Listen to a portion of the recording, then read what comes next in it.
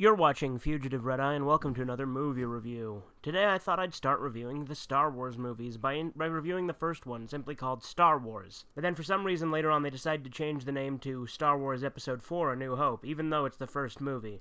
I don't know what the hell George Lucas was thinking, but hey, maybe Iraqi forgot. The reason we're going to start with the first one is because that's how you start reviewing a series, as I'm been led to believe. But I'm going to talk about it. It's a classic movie everyone knows about. Everyone knows Star Wars. It's not something that you simply forget about. But I'm going to bring up a major point of criticism that I don't think most people realize about the very first Star Wars movie. The biggest problem is Freddie Prinze Jr. was not in it. That's right, Freddie Prinze Jr. did not appear in Star Wars: A New Hope. He wasn't added into the series until much later on, and everyone knows that Freddie Prinze Jr.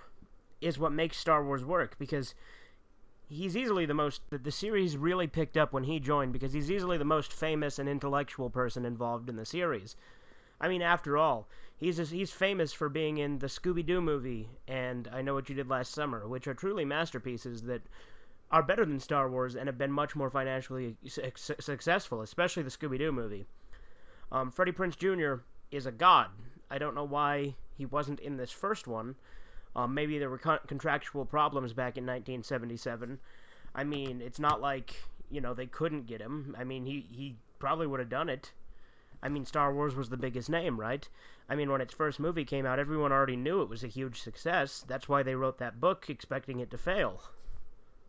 It was a big-budget blockbuster Hollywood movie, not an independent film, so it should have done way better. And the problem is, just not casting Freddie Prinze Jr. again was the mistake, because someone with his intellectual capacity to understand the parallels to Cinderella and stuff like that is something that greatly got overlooked when planning this very first and inferior movie. And that's why Freddie Prinze Jr. is what Star Wars is known for. Everyone knows his character. It's clearly the most important character in the franchise.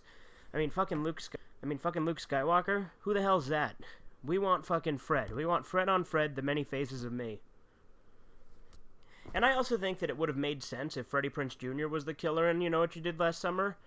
That would have made sense. Instead of him being Red Herring. I mean, having Fred play Red Herring is kind of ironic, I think, considering Fred always thought that Red Herring was behind everything in a pup named Scooby-Doo. But the fact that Fred played Red Herring in the movie just kind of threw me off, because it was out of character with Fred. Fred was the one who always wore the ascot, and it was a nice ascot. Fred had a nice ascot. And also, I don't know why people didn't like it. That's why it was really dumb when they got rid of it in, what was it? What's New, Scooby-Doo? That's the one. When they got rid of the ascot. The ascot made Fred. Freddie Prinze Jr. rocks the ascot. And, that's why, my final ranking for Star Wars: A New Hope is a 42 out of 666. It's a very low rating.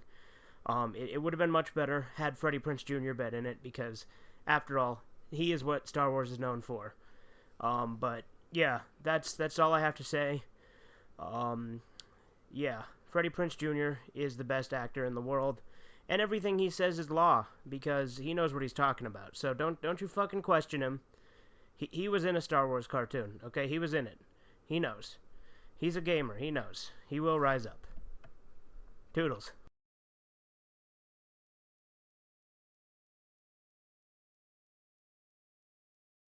Subscribe to Fugitive Red Eye.